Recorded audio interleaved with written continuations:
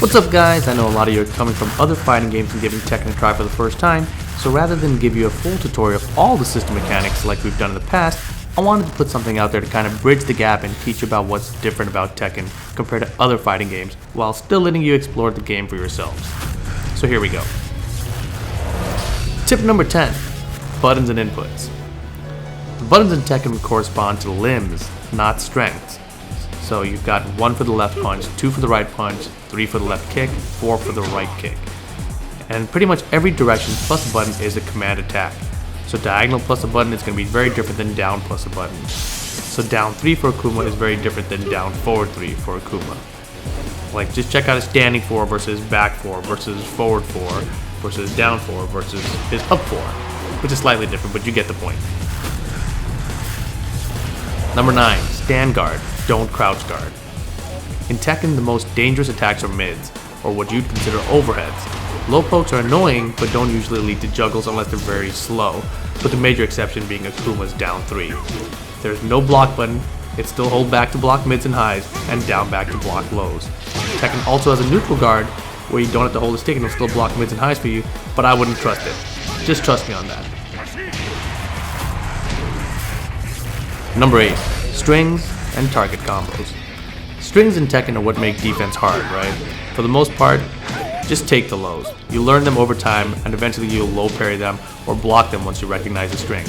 If you don't know, all you gotta do is tap down forward to low parry when you see a low, and you'll automatically get a full combo. Note that most strings are not a natural combo, so you can block the remainder of the string even if you get hit by the first or second hit. A lot of strings require counter hit to make the whole string guaranteed. A lot of strings also have high attacks, which you can duck under and punish fully. Finding these holes and maximizing your punch against them is extremely important.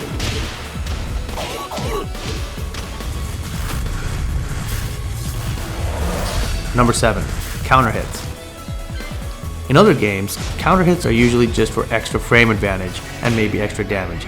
In Tekken, they usually deliver extra damage but also drastically change the properties of the moves. For example, Akuma's forward right kick, forward 4, on regular hit, it does nothing, but on counter hit, it becomes a launcher. Some strings can be blocked on regular hit, but are guaranteed on counter hit, so counters are very different in Tekken.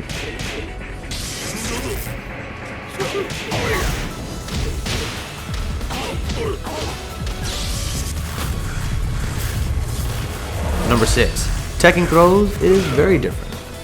In Tekken, you tech throws by looking at the arms coming at you and reacting to which arm is the lead arm. Tekken 7 has made this easier by letting you tech generic grabs by hitting either punch button, rather than just the lead arm. If you see both arms coming at you at the same time, you have to hit both punch buttons together though. There are still command grabs that require you to hit the correct lead arm button, but for starters, just hit a punch button when thrown, or hit both together if you see both arms coming at you together. Also, the majority of throws are high, so you could duck it, but ducking in Tekken is a fairly big risk because most launchers are mid. On the plus side though, you don't have to worry about shimmy, throw baits, or throw loops here. Number 5, you can sidestep and sidewalk. Tekken is a 3D fighter, so you can step into the foreground and background to avoid attacks as well.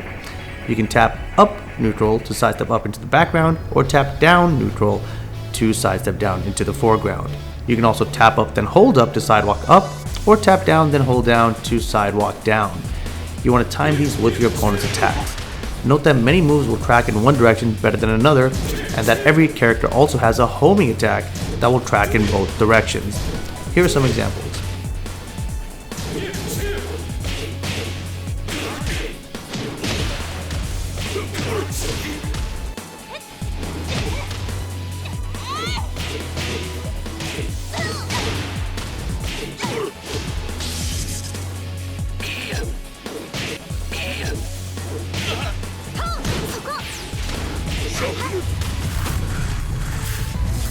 Number 4, stage positioning and control still matter.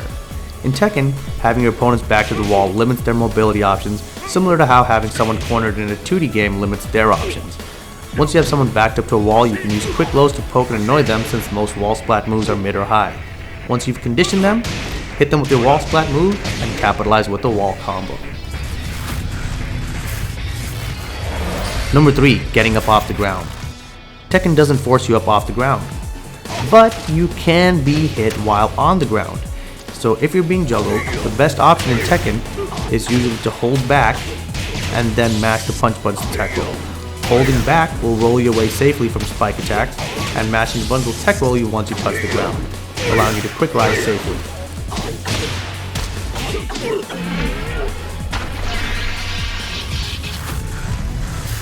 Number 2. Combo Structure. In other games, combos are performed by special cancelling or linking normals together based on frame data.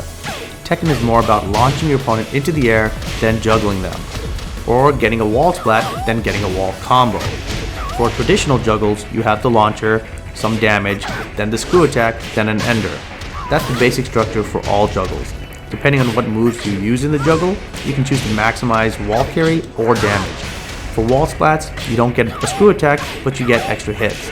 The more hits in your combo, the farther the pushback and the damage scaling. Number 1. Dashes can be cancelled. Tekken doesn't rely on walk speed like other fighting games, yet you might be watching people moving around faster than you and wondering how they do it. Well, you can cancel a dash with another input. Here you can see a full forward dash.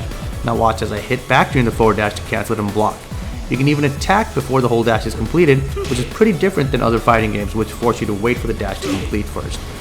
You can do the same thing with backdashing, preferably by hitting down back. Now link them together, and you've got a backdash cancel. Boom, you're a professional. Now hit up practice mode and practice it to find the timing to maximize the distance and the speed. The main benefit of canceling the dash is that you can recover faster from the dash and be unpredictable with your spacing. Alrighty, hope that helps you get started on your Tekken journey. MYK is working on a full system tutorial that explains the intricacies of every nook and cranny of Tekken 7, so make sure you subscribe to this channel and we will be back with that shortly. We also have the Patreon launching soon that will hopefully fund future character breakdowns as well. Thank you guys for watching. This is Rip, and I'll catch you guys next time.